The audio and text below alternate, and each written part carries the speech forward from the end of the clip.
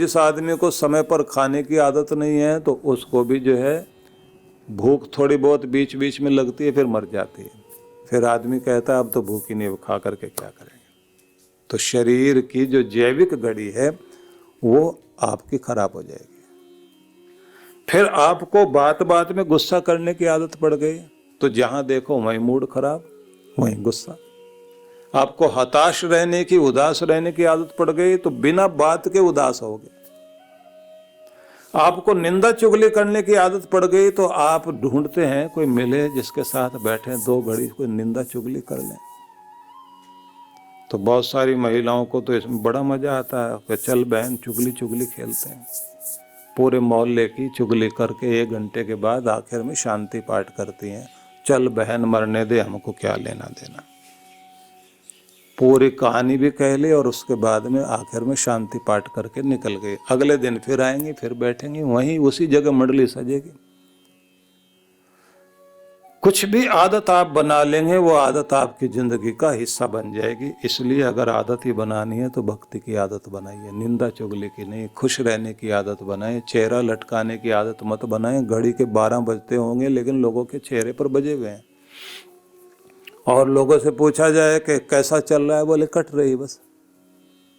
जैसे central jail में पड़े हुए सजा काट रहे हैं, कुछ कट गई कुछ और कट जाएगी।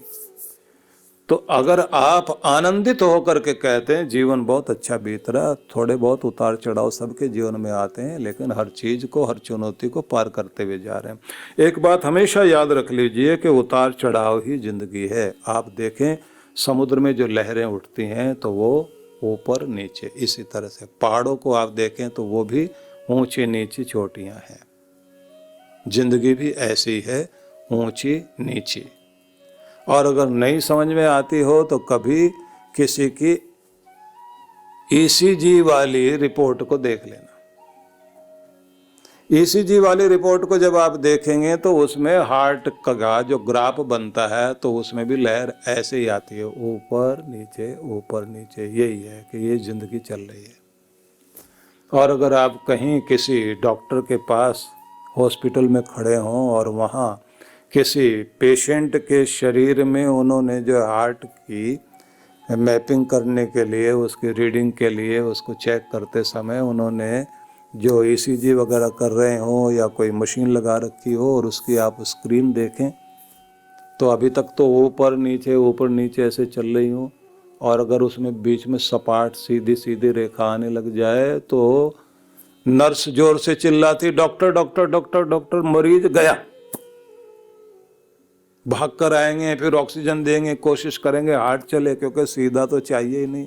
अगर सीधा चाहते हो तो फिर बात वही है कि जहां ये सीधा, आप कहते हैं ना जिंदगी का सीधा रास्ता मिल जाए, वहां क्या है? कहते हैं जिंदगी है कश्मकश संघर्ष, मौत है कामिल सुकून, वहां शांति, जहां कब्रिस्तान। शहर में है शोर और शर, जहां बस्ती बसी हुई है वहां पर शोर शराबा, मकबरा खामोश है। शमशान में जाकर, समाधि वाली जगह पर जाकर देखना, बिल्कुल शांति। तो जब तक जिंदगी रहेगी उतार चढ़ाव रहेगा, शोर शराबा रहेगा, रोना हंसना रहेगा, गाना गुनगुनाना भी होगा, आहा आहा भी और हाय हाय भी। यही जिंदगी का रूप है, इससे आप भाग नहीं सकते। जैसी भी स्थिति है उसी में आनंद मनाना जिसको आ गया, और धन्यवाद करना जिसको आ गया, उसी में शुक्र मनाना जिसको आ गया, बस वो तो धन्य है, उसकी तो जिंदगी अच्छी है। और जिसको हर समय हर बात को लेकर के दुख मनाने की आदत पड़ गई, ये ध्यान रख लेना कि उसके चारों तरफ तो दुख ही दुख रहेगा।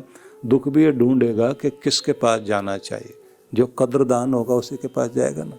जो बेचारा रिश्तेदार की तरह 24 घंटे दुख को याद करता है, दुख कहता आदमी बड़ा काम का है, हमें बहुत याद करता है, इसी के पास आके बैठना चाहिए। और जो 2 मिनट में भुला दे, वो कहते हैं ना कि किसी एक जगह पर मजदूर मजदूरी कर रहा था, पत्थर तोड़ रहा था, पता नहीं क्या रहा उसको, बेचारे को बुखार हो गया। अब जाकर के पेड़ के नीचे लेट गया। थोड़ी देर में उसको ध्यान आया बच्चे भूखे रह जाएंगे, मैं यहाँ लेट के क्या कर रहा हूँ। बुखार आया तो आया रहे, पत्थर तो तोड़ने पड़ेंगे, रोटी तो कमानी पड़ेगी, काम करके जाऊंगा तभी तो कुछ मिलेगा। उठा, एकदम पानी वानी पिया और लगा पत्थर तोड़ने। शरीर में हिम्मत नहीं है, लेकिन चलो फिर भी धीरे धीरे काम तो करते ही हैं। और काम करते करते उसको आया पसीना। बुखार ने सोचा कि ये तो आदमी काम का नहीं है, हमने तो सोचा था कुछ आराम करने देगा, तो ये तो आराम ही नहीं करने दे रहा। तो आया पसीना उसको इतने जोर से और सारा बुखार निकल गया। और उसने और पानी पिया, थोड़ी देर टहला और फिर काम करने लग गया। इतने देर में एक सेठ जी आ रहे थे पालकी में लेटे हुए, पुराने टाइम की बात। तो पालकी में 4 कहार उनको लेकर आ रहे हैं और सेठ जी छोटा सा पंखा लेकर, मोर पंख लेके ऐसे हवा करते हुए आ रहे हैं। अब थोड़ा सा और आगे गए तो वहां तेज गर्मी लगने लग गई। तो सेठ ने वो मजदूर से कहा भैया पानी वानी है, तो उसने अपने घड़ा आगे किया। बुखार ने भी कहा ये आदमी बहुत काम का, बड़ा आराम करता हुआ आ रहा है, इसके यहाँ चलते हैं।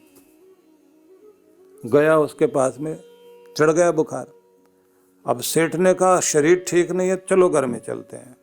4 आदमी और लगा लिए वहां, कोई पांव दबा रहा, कोई हाथ दबा रहा, लेटा हुआ। बुखार भी 15 दिन तक पीछा नहीं छोड़ा उसका, क्योंकि जितना नाजुक बुखार को उतना आराम।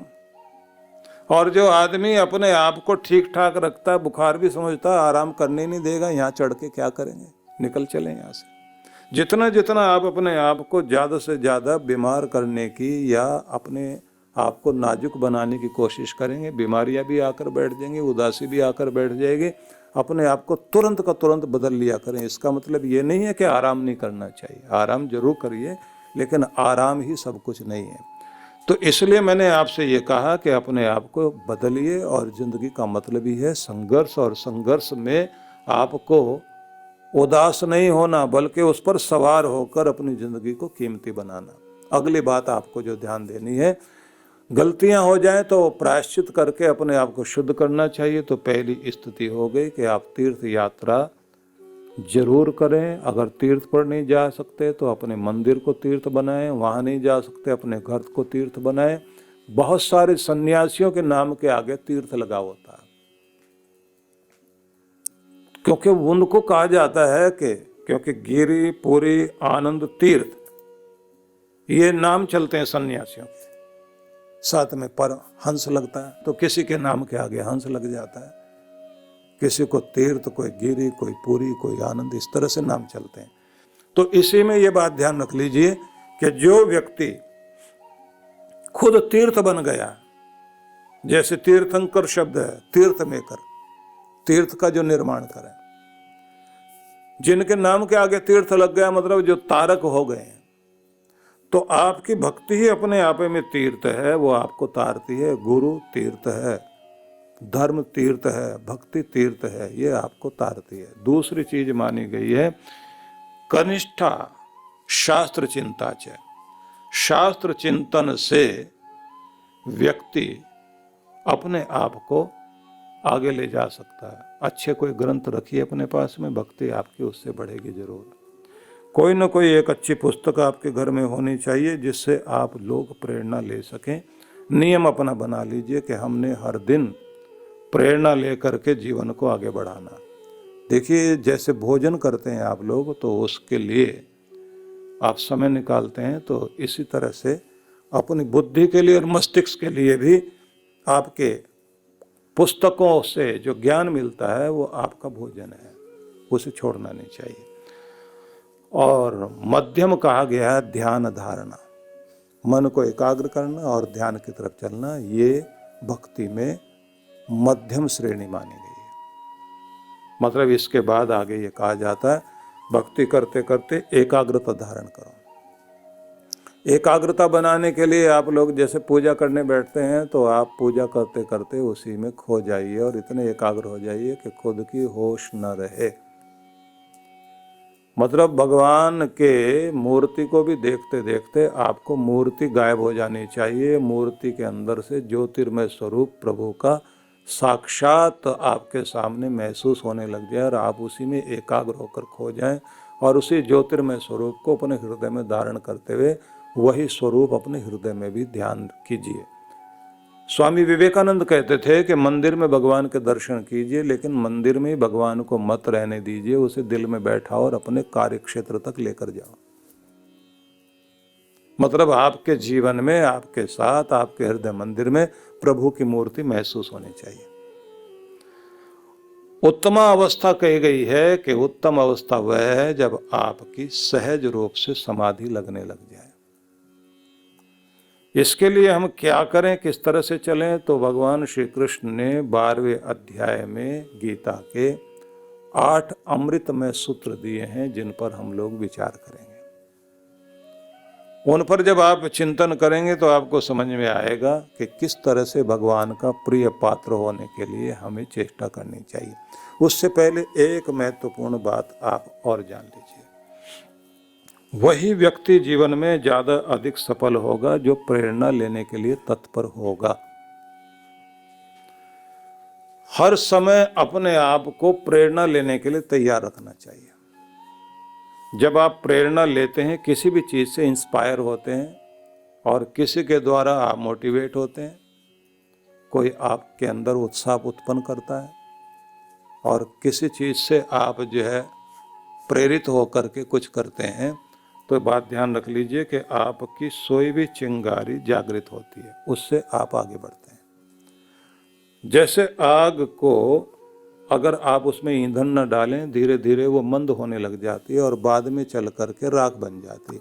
इसी तरह से प्रत्येक व्यक्ति के अंदर की जो चिंगारियां हैं, ज्ञान की हो, आगे बढ़ने की, ऊपर उठने की हो, अच्छा करने की, वो धीरे धीरे राख होने लग जाती, सो जाएगी। व्यक्ति को प्रेरणा चाहिए, और कभी कभी प्रेरणा कहीं से भी मिल जाती है। पुराने समय की एक कहानी कही जाती है कि एक राजा की एक खास उम्र हो गई, तो उसने सोचा 60 के लगभग का हो गया, तो उसके मन में आया कि अब मैं एक बड़ा महोत्सव करता हूँ, अपने मित्र राजाओं को बुलाता हूँ और साथ में जो है, जो हमारे देश की सबसे प्रसिद्ध नर्तकी है, उसके पूरे गान वृंद को और नृत्य करने वाले सारी टीम को बुलाया जाए और एक बड़ा महोत्सव रखा जाए। अब महोत्सव चल रहा था, सांध्य वेला से शुरू हुआ और चलते चलते चलते चलते गीत संगीत आगे बढ़ता जाए, और इन्होंने अपने गुरु को भी साथ बुलाया हुआ था। गुरुजी जब आकर के बैठे तो उनके हाथ में एक सोने के सिक्कों की थैली दे दी। महाराज, जिसका भी गीत आपको ज्यादा पसंद आए और जो भी चीज पसंद आए, तो जिस चीज में आप खुश हो जाओ उसको जो है सिक्के देते जाना। कोई गीत ज्यादा पसंद आ रहा, उसी समय सिक्के डाल दो। आप डालेंगे तो ज्यादा अच्छा लगेगा, इनाम तो आपकी तरफ से मिलना चाहिए। अब गीत चलते रहे, ये भी थैली पकड़ के बैठे रहे, एक भी सिक्का नहीं डाला। और समय ऐसा हो गया कि अभी रात बीतने वाली, महोत्सव आगे से आगे बढ़ता जाता है। गाते गाते गाते गाते वो स्थिति आ गई कि जो साजिंदे थे, साज बजाने वाला, जो सारंगी पर साज छेड़ रहा था, वो भी थोड़ा थोड़ा आलस्य करे, और तबला बजाने वाला जो था, उसके भी तबले की थाप कहीं का कहीं हाथ पड़ने लग जाए। और संगीत वाले लोगों को, कलाकार को तो ये होता है कि जब उसे समाप्त करना होता, तब तक तो वो चरम पर ले जाना चाहता है, उसको उस जगह ले जाना चाहता है कि लोग ये कह सकें कि बस जो आखिरी इसने सुनाया वो क्या कमाल का सुनाया, लोग अद्भुत आश्चर्य से भर जाएं। तो इसने उसी समय जब देखा कि तबला भी सही जगह से नहीं बज रहा, गाने में गा भी रही है वो बेचारी, नाच भी रही है, लेकिन सारंगी वाले का भी ध्यान कहीं और है, सब ऊँगने वाले हैं। इसने बीच में तान छेड़नी शुरू की, और तान छेड़ती भी बोल रही है, बहुत गई थोड़ी रही, पल पल बीती जाए। इतने जोर से इसने गाना शुरू किया, बहुत गई थोड़ी रही, पल पल बीती जाए, एक हरकत के कारणे तू क्यों कलंक लगाया।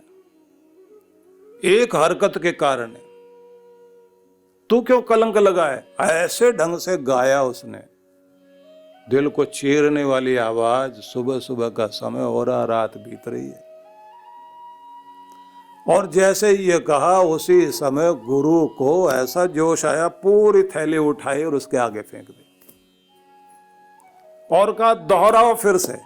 बहुत गई थोड़ी रही, ये भी बीती जाए, एक हरकत के कारण तो काहे कलंक लगाए। अब जैसे उसने सिक्का फेंका और थैली फेंक दी, उसने जो है दोबारा दोहरा दिया। अब की बार जो है कुछ नए ढंग से गाया उसी बात को, उसी लाइन को। और तबले वाला भी कस के बैठ गया, जोर से मारे थाप, और इधर सारंगी वाला बजाया। और जैसे थाप पड़ी और नए ढंग से उसी बात को गाया, तो इस बार तो राजकुमारी उठी और अपने गले का हार निकाला और रख दिया। वाह वाह, क्या बात कही है। अब उसने तीसरी तरह से उसी लाइन को फिर गाना शुरू किया। इस बार तो राजकुमार उठा और अपना मुकुट ही उठा के उसके सामने रख दिया। अब वो चौथी बार गाने लगी थी तो राजा उठाया, हो भैया ये क्या कर रहे हो, लूट के ले जाएगी क्या सारे के सारे हमारे घर की सारी चीजें। और महाराज गुरुदेव आपको क्या हुआ, सारी थैली फेंक दी इसके सामने, एक ही तो लाइन गाई है। और इतना सुनना था और उनकी आंख से आंसू बहने लगे। इधर लड़की ने जो है अपना 9 लखा हार फेंक दिया था। राजा बोले तुझे क्या हुआ। तो गुरु को रोते देखकर उसकी भी आंख में आंसू आ गए। पिताजी के पास में घुटनों के बल बैठ करके बोली, मैं आज बहुत बड़ी गलती करने वाली थी। यही टाइम था जब सब ऊँघने वाले थे। इसी समय मैंने भी सोचा था कि मैं महावत के साथ जो है आज रात में यहाँ से भाग जाती। उम्र हो गई मेरी, शादी का टाइम है और आपने ध्यान नहीं दिया, मैं तो आज ही निकल जाती। लेकिन इसने कहा ना कि बहुत गई थोड़ी रही और बाकी भी बीती जाए, एक हरकत के कारण तो क्यों कलंक लगाए। मन में आ गया कि क्यों अपने माथे पर कलंक लगाना। वक्त बीत रहा है, समय आएगा, भाग्य देगा, कृपा होगी।